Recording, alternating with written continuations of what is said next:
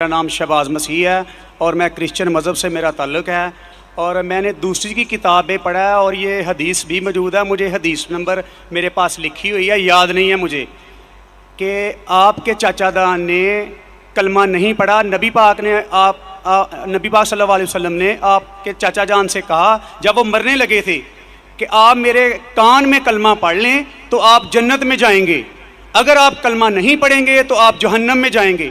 میرا آپ سے یہ سوال ہے، کیا آپ کا سارا خاندان، نبی پاک کے والدین، نبی پاک جب پیدا ہونے والے تھے تو 6 ماہ پہلے آپ کے والد فوت ہو گئے تھے، اور 6 سال بعد آپ کی والدہ، 40 سال بعد آپ کو نبوت ملی ہے.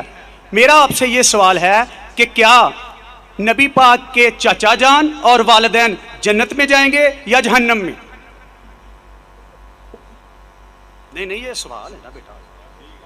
جی یہ میں نے پڑھا ہے نا بیٹا. بھائی صاحب کا سوال ہے کہ محمد صلی اللہ علیہ وسلم کو نبوت 40 سال میں ملی، ان کے خاندان والے، چاچا جان، ان کی والدہ، ان کے والد کیا جہنم میں جائیں گے یا جنت میں جائیں گے؟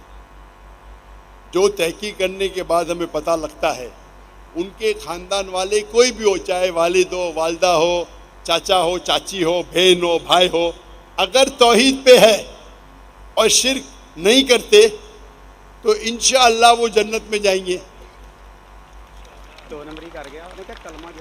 اللہ کے رسول کے آنے کے پہلے، اللہ کے رسول نبوت اعلان کرنے کے پہلے، اگر کوئی شخص اللہ پہ یقین رکھتا ہے، ایک اللہ کی عبادت کرتا ہے اور شرک نہیں کرتا ہے، اس ٹائم اللہ کے رسول نے نبوت کا دعویٰ نہیں کیا تھا، تو نبوت ضروری نہیں تھی کہ محمد صلی اللہ علیہ وسلم پہ ماننا جنت میں جانے کے لیے.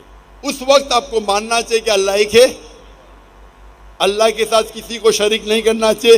اس وقت کے پیغمبر، اگر وہ دور تھا عیسیٰ علیہ السلام کا تو آپ کو ماننا چاہیے عیسیٰ علیہ السلام پیغمبر ہے.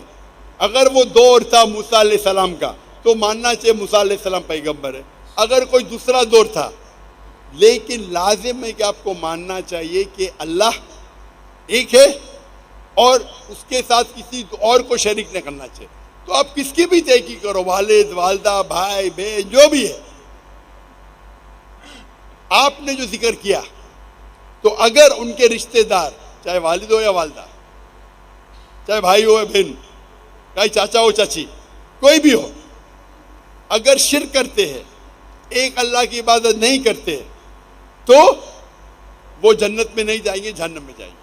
آپ نے جو کہا، ایک حدیث کا ذکر کیا، آپ کو حوالہ نہیں پتا تھا، کیا ان کے چچا، آپ صحیح فرماتے ہیں، ان کے چچا ابو طالب، انہوں نے اللہ کے رسول کو پروٹیکٹ کیا، ان کو محفوظ رکھا دشمنوں سے، کیونکہ وہ اپنے قبیلے کے تھے. لیکن وہ یہ نہیں مانتے تھے کہ اللہ ہی کے اور اللہ کے رسول محمد صلی اللہ علیہ وسلم کے پیغمبر ہیں، لیکن اپنے جان سے بڑھ کر ان کی حفاظت کی.